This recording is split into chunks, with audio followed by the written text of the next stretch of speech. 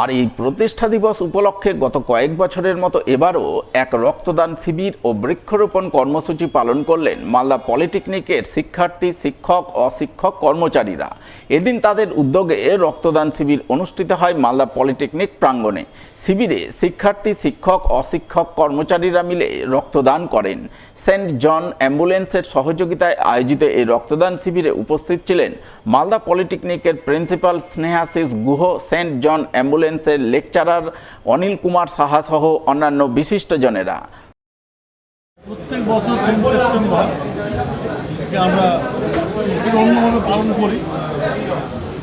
সেটা হচ্ছে আমরা 10 সেপ্টেম্বরে রক্তদান দিবস একটা অনুষ্ঠান করি, যেখানে ছাত্রছাত্রী রক্ত দেয় এবং শিক্ষক অশিক্ষক কর্মচারীরাও দেন। এছাড়া আমাদের বৃক্ষরোপণ কর্মসূচি থাকে। এই দুটো অনুষ্ঠান আমরা 10ই সেপ্টেম্বর একটা বিশেষ দিন আমাদের প্রতিষ্ঠা দিবস হিসেবে আমরা পালন করে থাকি।